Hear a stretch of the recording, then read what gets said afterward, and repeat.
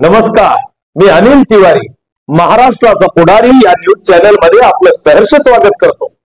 गावगाडा ते मराठवाडा, राष्ट्र महाराष्ट्र, पश्चिम महाराष्ट्र, नात्याचा अनुबंध ते कोकण, न्याय हक्क लढा संदर्भ ते विदर्भ, समस्या असो की अडचण, उत्साह असो की आनंदाचा क्षण, क्षणात आपल्या दारी महाराष्ट्राचा पुढारी।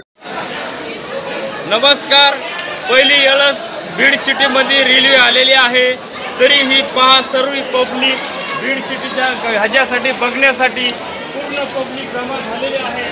तरी सगळा ह्याला आनंद झालेला आहे। सगळे बीड सिटी मध्ये पहिलीच वेळच रेल्वे बघण्यासाठी पूर्ण पब्लिक आणि बीड शहरामध्ये पहिलंच हे रेल्वे स्थान चालू झालेलं आहे। तरी बीड सिटी आणि आता सध्याच्या काळामध्ये सर्व आनंद बीडवाल्याला सर्वांना आनंद झालेला आहे। तरी बीड सिटीला येण्या जाण्यासाठी आणि सर्व कामासाठी व्यवस्थित गोरगरिबांना कामं लागतात रेल्वेमुळं असे। नमस्कार, बीड सिटीतील आता नवीनच रेल्वे 17 तारखेला नवीनच मराठवाडा मुक्ती संग्रामाच्या दिवशी बीड शहरात रेल्वे प्रवास सुरू झालेली आहे। तरीही बीड सिटीतील सर्व लोक रेल्वे पाहण्यासाठी आपल्या ट्रॅकवर आलेले आहेत आणि आता बीड सिटीला प्रथमच आनंद, बीड शहरातील लोकांना प्रथमच आनंद झालेला आहे। नमस्कार, महाराष्ट्राच्या पुढारीमध्ये आपले सर्वांचे सहर्ष स्वागत आहे। एकूण जिल्ह्यामध्ये महाराष्ट्र राज्याच्या निर्मितीच्या कालखंडातला हा बीड जिल्हा म्हणून जो आहे आणि हा सांस्कृतिक ऐतिहासिक जिल्हा म्हणून जो जिल्हा आहे, तर या जिल्ह्यामध्ये आतापर्यंत हा रेल्वेचा जो प्रश्न आहे तर तो प्रलंबित होता।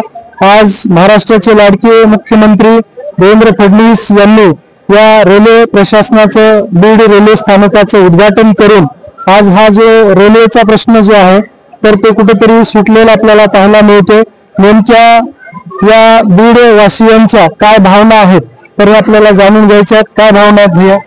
खूप आनंद होतोय, इतक्या प्रतीक्षेनंतर खूप साऱ्या पिढ्या या रेल्वेसाठी झटत होत्या, झिजत होत्या, आंदोलन वगैरे करत होत्या।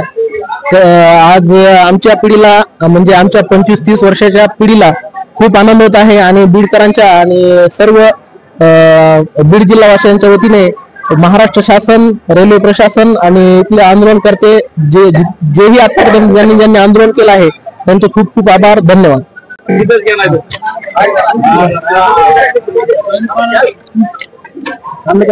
बीड मध्ये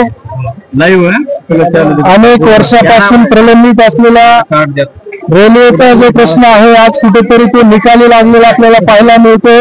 बीड जिल्हा हा सातत्याने चर्चेत राहिलेला जिल्हा आहे आणि आज या ठिकाणी ही ऐतिहासिक कामगिरी या ठिकाणी सर्व बीडकरांना ही श्रेय जाते। आज या ठिकाणी या कुठलीही गोष्ट चांगली होत असेल किंवा वाईट होत असेल तर त्याच्यामध्ये बीड जिल्ह्यामध्ये सातत्याने राजकारण होतं, परंतु या ठिकाणी हा रेल्वेचा जो प्रश्न आज कुठेतरी सुटलेला पाहायला मिळतो आणि जनमानसांमध्ये हा आनंदाचा क्षण या ठिकाणी पाहायला मिळतो। या ठिकाणी क्या बोलते पब्लिकचे या ठिकाणी लाडके जनतेमधले एक संवाद साधणारे या ठिकाणी युट्यूबर आहेत, त्यांचंही खूप फॅन फॉलोइंग आहे, तर ते त्यांच्या भावना आज आपण जाणून घेणार आहेत। काय भावना आहेत आपल्या? आज बीड शहर के अंदर बहुत खुशी का माहौल है, क्योंकि बीड के अंदर काफी टाइम से हम तो हमारे बचपन से देख रहे हैं, आए टाइम है तो जो 3 पीढ़ी से देख रहे तो रेल नहीं थी। हमारे खुशनसीब है कि हम है तो जो बीड के अंदर रेल देख रहे और सभी यहाँ पर हिंदू मुस्लिम सब भाई है तो जो एकजुट होकर यहाँ पर खुशी का माहौल बना रहे।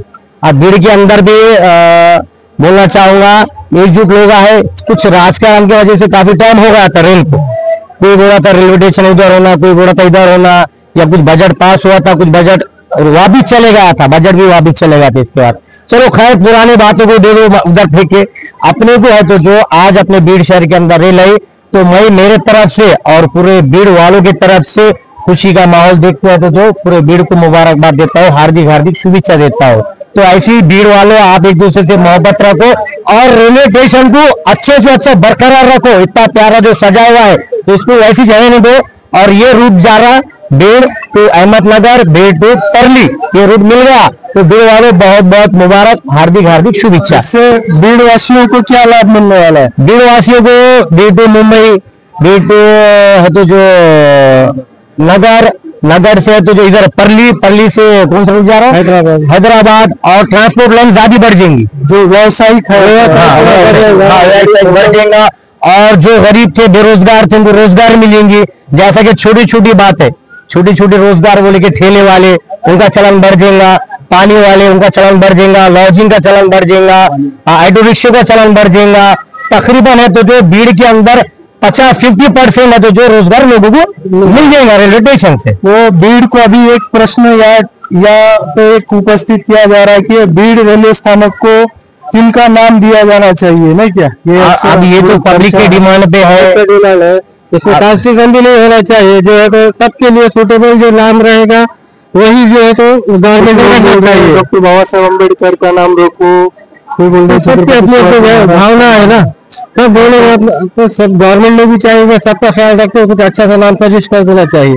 मेरे हिसाब से तो ओपनिंग के पहले से तो जो नाम होना चाहिए था, क्योंकि बाद में विवाद नहीं हुआ था। इतने अच्छे से भीड़ के अंदर है तो जो पहली बार रेल आई तो अच्छे से पूरा काम होना चाहिए था और नाम उसका पहले ठहराना चाहिए था। लेकिन महाराष्ट्र न्यूज पुडारी के माध्यम से आप पूरे बीड़ की पब्लिक को क्या संदेश देना चाहते? मैं बोलना चाहता हूँ पूरे बीड़ को, खुश रहो, अच्छे रहो, भाग सब एक रहो और नाम के वास्ते, रेलवे स्टेशन के नाम के वास्ते लड़ो मत, झगड़े करो मत। जो भी ऊपर के जो नेता लोग हैं जो तय करेंगे उस पे आप है तो जो डिपेंड रहो। क्यों? क्योंकि अपने बीड़ शहर के अंदर बार बार ये बोलना चाह रहा मैं कि अपने बीड़ शहर के अंदर रेलवे स्टेशन फर्स्ट टाइम आया, उसको बंद मत करो।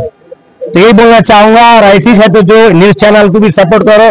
और क्या बोलती है बीड़ की प्रत्येकाच्या मनामनातील, मातीच्या कणाकणातील आपल्या व आपल्या हक्काची ललकारी महाराष्ट्राचा पुढारी पाहण्यास विसरू नका।